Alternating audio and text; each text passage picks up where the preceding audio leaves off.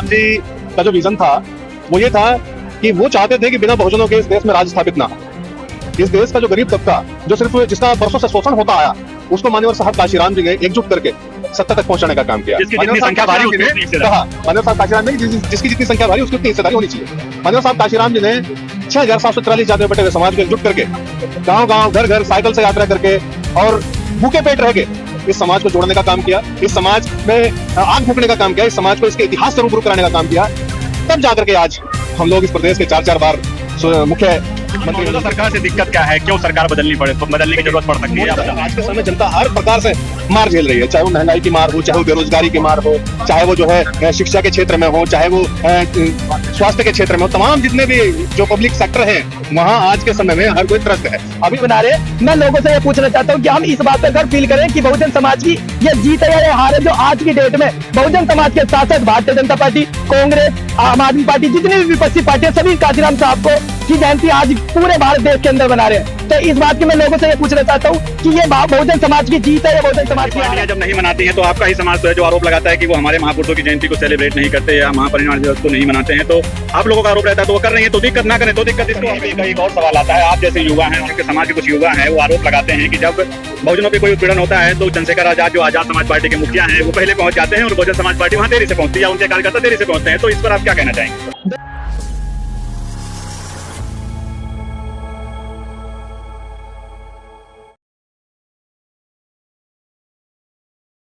साहब कांशीराम साहब का जन्म दिवस है और बहुजन समाज के जो लोग हैं भारी मात्रा में इस अम्बेडकर पार्क में आज मौजूद हैं। मैं एक एक करके सबसे जानने का कोशिश करूंगा उनके बारे में, उनके संघर्ष के बारे में। कहाँ से आए और क्या नाम है आपका?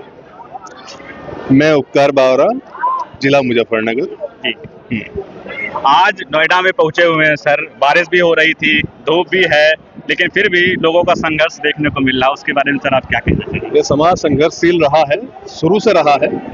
इस समाज ने जो भी चीजें पाई हैं वो अपने संघर्ष के बलबूते पाई है। इसने बारिश, धूप, गर्मी, सर्दी सब अपने जिस्म पर को झेला है और तब ये मुकाम हासिल करा है।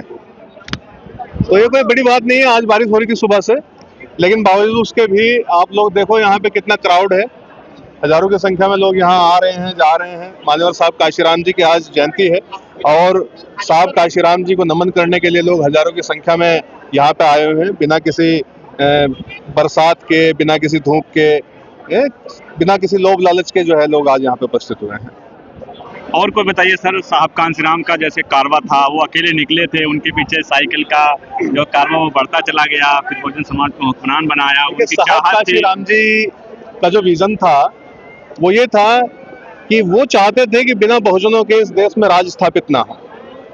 इस देश का जो गरीब तबका जो सिर्फ जिसका बरसों से शोषण होता आया उसको माननीय साहब काशीराम जी ने एकजुट करके सत्ता तक पहुंचाने का काम किया। जिसकी जितनी संख्या भारी उसकी उतनी हिस्सेदारी। कहा माननीय साहब काशीराम ने कि जिसकी जितनी संख्या भारी उसकी उतनी हिस्सेदारी होनी चाहिए।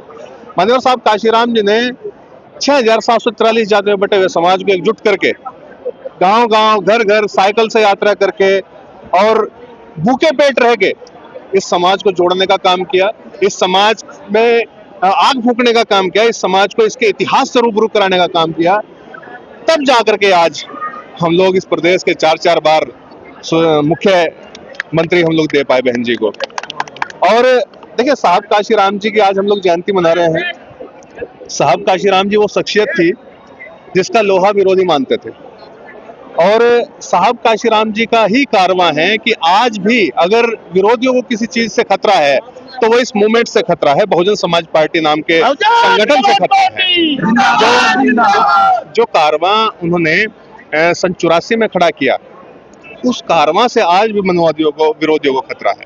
सर मनुवादी शब्द आप यूज कर रहे हैं, मनुवादी है कौन? मनुवादी वो लोग हैं जो ऊंच नीच में विश्वास रखते हैं, जो भेदभाव में विश्वास रखते हैं, जो दबे कुचले लोगों को मौका नहीं देना चाहते, वो मनुवादी है।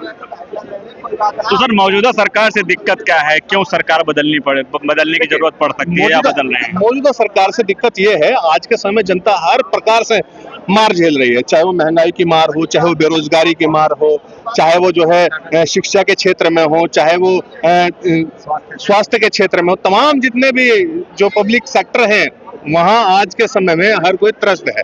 अभी हम लोग देख रहे हैं इजराइल और उसका जो है ईरान का युद्ध चल रहा है, हमारे देश में सिलेंडर नहीं मिल पा रहे हैं।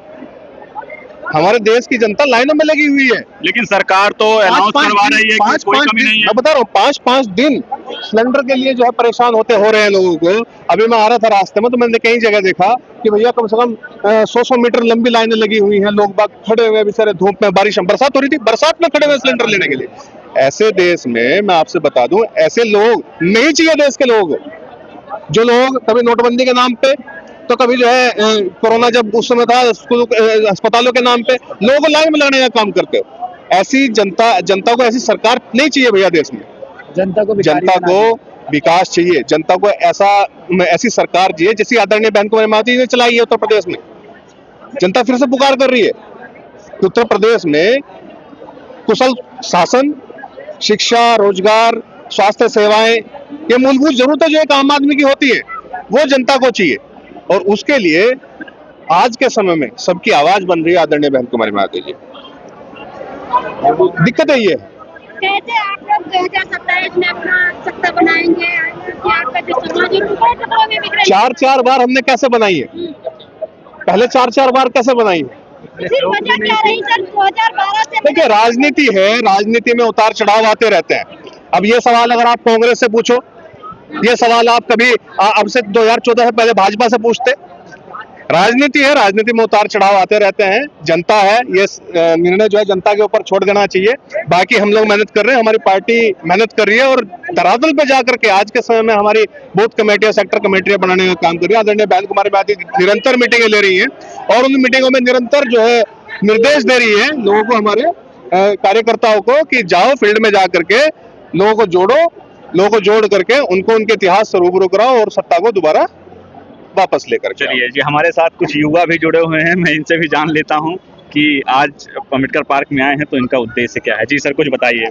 मेरा नाम विकास बोध है, मैं दिल्ली से आया हूँ, लेकिन यहाँ पे यूपी की इस पावन धरती पर आने का हमें ये गर्व फील होता है कि हमारे समाज के लिए एक ऐसी जगह है कि जहाँ हम आकर गर्व से ये कह सकते हैं कि ये हमारी संपत्ति है। लेकिन आज की जो आपने अभी सवाल करा था कि मनुवादी कौन लोग है, मनुवादी वो लोग हैं जो हमारी देखा देख अपने पार्क बना रहे हैं, इस पार्क को विफल बनाने के लिए कि जिससे इस पार्क में लोग ना इनके मनुवादियों के पार्क में जाए। और आज की डेट में हम जो यहाँ पे काशीराम साहब की जयंती बना रहे हैं, मैं लोगों से ये पूछना चाहता हूँ कि हम इस बात पे गर्व फील करें कि बहुजन समाज की ये जीत है या ये हार है, जो आज की डेट में बहुजन समाज के साथ साथ भारतीय जनता पार्टी, कांग्रेस, आम आदमी पार्टी, जितनी भी विपक्षी पार्टियां, सभी काशीराम साहब को की जयंती आज पूरे भारत देश के अंदर बना रहे हैं।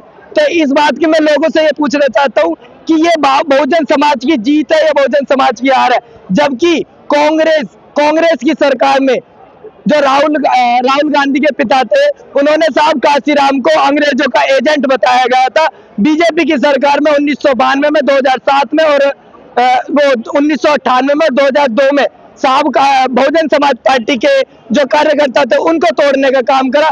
सपा की सरकार में जो बहुजनों के नाम पर स्टेट और जिलों के नाम पे वो चेंज करने का काम करा। लेकिन पकी पकाई रोटी सेकने के लिए, बहुजनों का वोट लेने के लिए आज साहब काशीराम की जयंती बनाने का काम कर रहे हैं। इसके लिए मैं पूछना चाहता हूँ कि बहुजन समाज जीत रहा है, बहुजन समाज हार रहा है। तो विपक्षी पार्टियां जब नहीं मनाती हैं तो आपका ही समाज तो है जो आरोप लगाता है कि वो हमारे महापुरुषों की जयंती को सेलिब्रेट नहीं करते या महापरिनिर्वाण दिवस को नहीं मनाते हैं, तो आप लोगों का आरोप रहता है तो वो कर रही है तो दिक्कत, ना करें तो दिक्कत, इसको आप कैसे देखते हैं? जब हमारे समाज पे अत्याचार होते हैं, जब कहाँ चली जाती है पार्टी? जब हमारे समाज पे अत्याचार होते हैं, जब कोई आवाज क्यों नहीं उठाने जाता? सिर्फ वोटों के लिए ही क्यों? वोटों के लिए ही क्यों जाते हैं जब हमारे समाज के ऊपर अत्याचार होते हैं? अभी कई मुद्दे ऐसे आए हैं जहां दलितों के ऊपर अत्याचार हुए, वहां मैंने ना तो बीजेपी देखी, ना कांग्रेस देखी, ना हिंदू रक्षक दल देखा। लेकिन आज यह दिखाई देगा कि हम मरने वाला दलित है और मारने वाला जो मुसलमान है, वहां पे सभी के सभी पहुंच जाएंगे। क्यों? इन्हें हिंदू मुसलमान करानी है। इन्हें भारत के अंदर केवल 2 ही चीज दिखते हैं, एक हिंदू मुसलमान और एक दलित और ऊंची कास्ट, और इन्हें कुछ नहीं दिखाई देता। यहाँ दिखाई देगा, अभी दिल्ली में उत्तम नगर में एक मामला हुआ था, वहां पे पहले तो बता दिया कि खटीक है, खटीक समाज का बताया। वहां पे कोई सी पार्टी क्यों नहीं पहुंची? ना बीजेपी पहुंची, ना आम आदमी पहुंची, ना कांग्रेस पहुंची, ना हिंदू रक्षक दल पहुंचे। लेकिन अभी अभी मेरठ में कांड हुआ था, क्या नाम था इसका, कपसाड़ में कोई भी नहीं पहुंचा। कपसाड़ में बहुजन समाज पार्टी के जो कार्यकर्ता थे वो दिन रात वहां पे रहे और उन्होंने वहां पे केस लड़ा, वहां पे उन्हें न्याय दिलवाने का काम करा। ना हमने विरोध करा, ना हमने कुछ करा, लेकिन फिर भी न्याय मिला।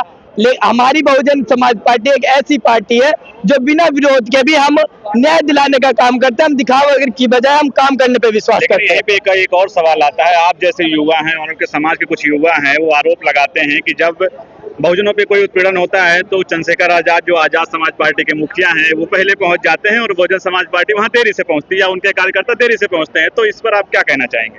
देखो, हम ये कहते हैं कि जब हमारे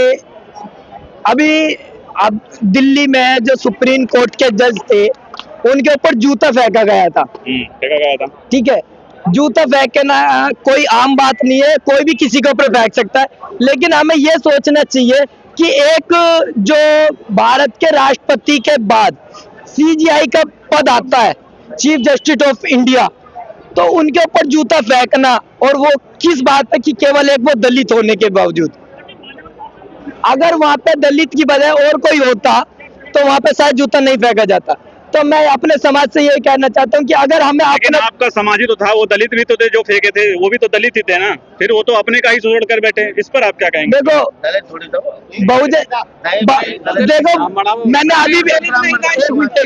मैंने अभी ये कहा कि जब लात लगनी होती है या जब पिटाई हो जाती है, जब आ जाते हैं कि हाँ मैं दलित हूँ, उससे पहले कोई बनिया बन जाता, कोई ठाकुर बन जाता, कोई स्वर्ण बन जाता, कोई कुछ बन जाता है। लेकिन जब उनकी जब वो पिट जाते हैं या उनके ऊपर अत्याचार होते हैं, जब याद आ जाता है कि हाँ मैं दलित हूँ जी, मेरे ऊपर मारपीट कर दी, मेरे ऊपर ये कर दी, वो ऊपर कर दी, उसे पता था कि अगर मैं ये ना कहूँ कि मैं दलित हूँ, वो उसका वही भूत उतर जाता। और उसका भूत उतरा भी यहाँ पे दिल्ली कड़कड़ुमा कोर्ट में, आप लोगों ने देखा भी होगा, चप्पल से मार गई। जब अगर आप कह रहे हो कि वो दलित था, तो वो दलित था तो भाई मारने वाले भी दलित थे। और हमारे समाज के ऊपर कोई अत्याचार करेगा, चाहे वो किसी भी बिरादरी का हो, चाहे हमारे समाज का क्यों हो, अगर हमारे समाज की नींव या हमारे समाज के ऊपर जो लोग बाग है, जो हमारे समाज के कार्यकर्ता है, अगर उनके ऊपर कोई भी अत्याचार करेगा, उसकी धुलाई होगी। चाहे हम सत्ता से करें, चाहे हम कानूनी कार्रवाई करें, चाहे फिर हम अपने माध्यम से करें। अभी भी हम आ रहे थे, हम बस लेकर आ रहे थे, बस के आगे बीएसपी का झंडा, बीएसपी का पैनल लगा हुआ था, ऊपर बीएसपी का झंडा लगा हुआ था।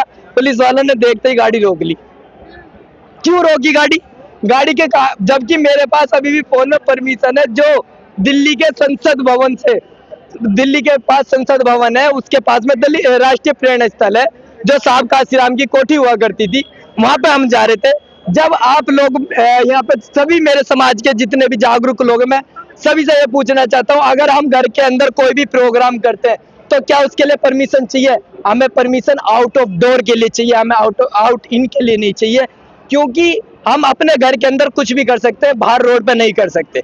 लेकिन पुलिस वालों ने हमें रोका और 1 घंटा हमारा खराब कर दिया। उसके बाद हमारी बहुजन समाज पार्टी की इतनी ताकत थी कि हमें पुलिस वालों ने खुद सिक्योरिटी देकर और दलित राष्ट्रीय प्रेरणा स्थल तक हमें छोड़ा गया। सायरन बजती हुई गाड़ी गई, हम तो ये कह रहे थे कि हमें तो और सिक्योरिटी मिल गई, जो हमें कोई रोके ही ना, हम तो सायरन बजाते हुए जाएंगे, हमने तो वीडियो बनाई है, तो हमें रोकोगे तो हम तो अपनी ताकत दिखाएंगे जी।